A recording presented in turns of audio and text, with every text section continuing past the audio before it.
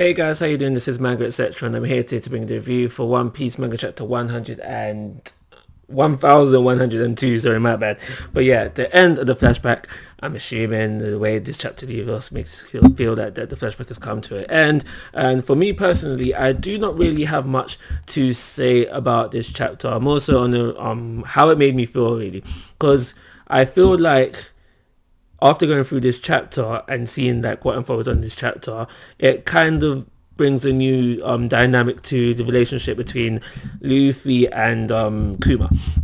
And the reason why I say this is because previously, beforehand, it made it seem like any favors that Kuma did for Luffy, wanting to guard the ship, given the ultimatum on the whole thriller bark thing and stuff, or the other stuff that he's done as well. It made it seem like Kuma was doing this simply because, he was cool with his pops.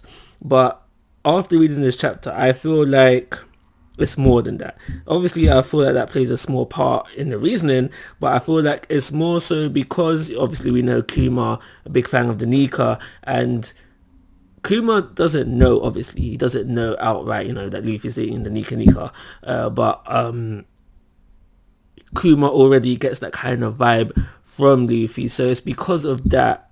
That's why I reckon more so over the whole cool the pops thing that he was willing to do all these things for him. So it kind of makes it seem like, because when you have like the scene where he's like, all right, cool, I'm Zoro, like, no, sorry, rather back in the bark when he's like, when he ran him there and he's like, I'll let you guys live, if you give me Luffy's head. Now knowing how Kuma feels about Luffy, it makes you think he may have let them all live, but taking Luffy would have really handed him in, that kind of vibe. It makes it makes some of the things Kuma said in the pre-time skip questionable now. That's pretty much it. And yeah, there was this whole thing with how you have Vegapunk talking about, I could slide in there, and make it like a switch thing where your memories could, whether not your memories, your subconsciousness could come back at one point. But actually, yeah, I think that's the route we're going.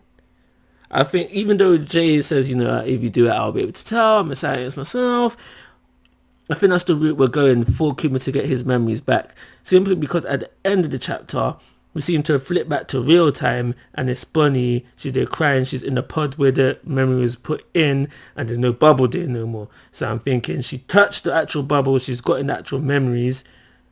So, and because I honestly do feel like this this arc is definitely leading to a reunion finally between Kuma and Bunny, father and daughter finally meeting for so long, because I do feel like it's a bit it pulls on the heartstrings a little bit, where you see the scenes early in the chapter where you have Bunny, she's like tracked him down to an island, but Kuma just pops himself away, and then she's again feeling upset and angry and just again trying to find her father, kind of thing. So I feel that that's the kind of reunion we are heading towards. Maybe, possibly. But anyway, other than that, the flashback is done now. I do believe that this chapter deserves a 3-star rating, and that goes, guys, I'm asking for your thoughts and opinions. If you haven't already, please go to my YouTube channel. But most importantly, take care. Have a nice day.